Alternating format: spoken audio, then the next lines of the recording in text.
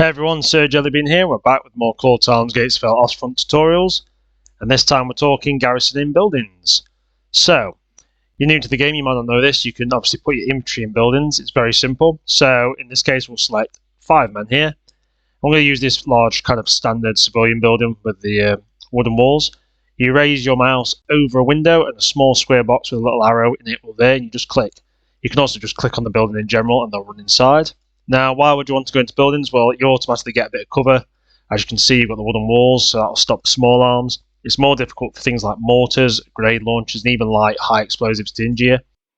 Also gives you a nice stable position to fire from. It's good all-round cover. Now, there are a few disadvantages as well. We'll show you once they're in. So, men get in the building. Obviously, you can see them once your men are in. The roof disappears, which is great. Excuse me. You can put the infantry on individual windows now. When you select your guys on individual windows, there's one thing you need to know. If you take over the soldier, as you can see, I can't run him around. He's stuck to the window. The only way to do that is actually to move him back with an order, and then you can move him around. So sometimes you can get your men stuck on the windows, and people don't know that. You are vulnerable to things like incendiaries and grenades when you're inside, and obviously very large high explosives which cause debris will kill your infantry. Now, another advantage of being in the buildings, let's say you're defending well there, and obviously got these nice firing positions. If the enemy tries to push from the rear, you can easily switch to another window, but you can also do things like put your men on the door, as you can see here, put the infantry on the door, and you can quite easily have, especially if you've got guys with SMGs or shotguns, have them on the door ready to defend. You can even get them on the back of the doors here, waiting for troops to run in, which can be quite sneaky and quite nasty, and then you can easily get out of the buildings as well if you need to exit. Now you have smaller buildings like this as well. If we get 3 guys here, chuck them in there. You can have up to 6 men on those windows alone though, so you can easily get a small squad in a building.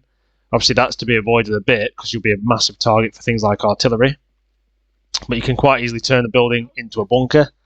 And then for these even larger buildings, these aren't even fully destroyable. You can blow the roof to bits, you can blow large amounts of the walls off, but you can't take the actual full building out, and I've tried. I've tried with every weapon.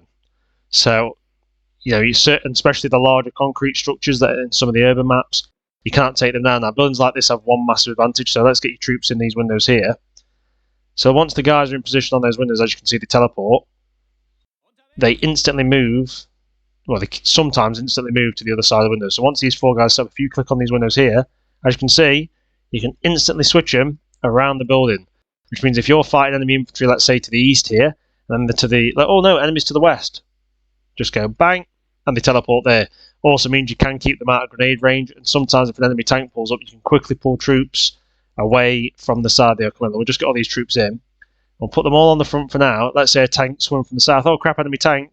Switch them to the north, and then you can pull them out of the stairwell and save them from getting high explosives. So it is a little bit gamey to do that, but as we know with the cheating AI, sometimes you have to. So yeah, buildings, definitely think about using them. There is pros and cons, but I find them to be very effective, especially when you're defending a position. And if you use them, for instance, I'll just check like this.